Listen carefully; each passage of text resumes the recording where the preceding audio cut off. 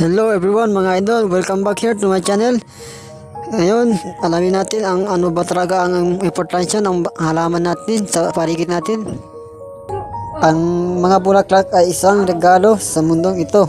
Ang bawat bulaklak ay isang kaluluwang namumuklak sa kalikasan. Nagpinta sila ng makakaibang mga kulay sa lupa at nagdudulot ng kagalakan sa marami. Ang kanilang kagisigan at maselang mga hawakan ay humahanga sa ating lahat. Ito ang kadalasan kung bakit ang mga bulaklak ay nakikita bilang mapagmahal na regalo para sa mga espesyal na tao sa ating buhay. At ang reaksyon ng taong tumatanggap ng mga bulaklak ay hindi mabibili. Hindi iniisip ng isang bulaklak na magpagkumpetensya sa bulaklak sa tabi nito. Namumuklak lang, sabi ng mga Hapones.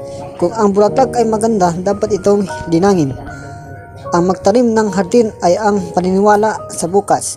Ang bawat bulaklak ay dapat tumubo sa pamamagitan ng dumi or fertilizer. Ang bawat bulaklak ay namumulaklak sa sarili nitong panahon.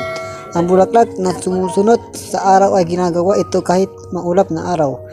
Tulad ng mga wildflower, dapat mong mahintulutan ang iyong sarili na umudlat sa lahat ng mga lugar na inakala ng mga tao na hindi mo gagawin.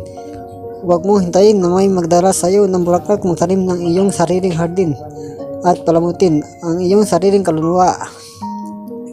Huwag hayaan na ang matataas na mga damo ay maglagay ng anino sa magagandang bulaklak sa inyong hardin. Buksan ang pamumuklak ng iyong puso at maging isang regalo na kagandahan sa mundo. Ang mga bulaklak ay hindi nakaalala tungkol sa kung paano sila namumuklak. Nagbubukas lang sila at lumingon sa liwanag at iyong ang nagpapaganda sa kanila. Kahit na ang pinakamaliit na bulaklak ay maaari magkaroon ng pinakamatigas na ugat. Ang isang bulaklak na namumulaklak sa disyerto ay nagpapatunay na mundo na ang kahirapan gaano man kalaki maaaring malampasan. Ang isang bulaklak ay hindi gumagamit ng mga salita upang ipinahayag ang pagdating nito sa mundo. Namumulaklak lang. Kung gusto mo ang isang bulaklak, ito ay namumulaklak gaano man karaming mga damo ang nakapaligid nito. Ang kaligayahan taglay ay ang binhi. Ang kaligayahan ibinahagi ay ang bulaklak. Tulad ng isang rosas ay hindi kailanman maaaring maging isang sunflower. At ang isang sunflower ay hindi kailanman maaaring maging isang rosas.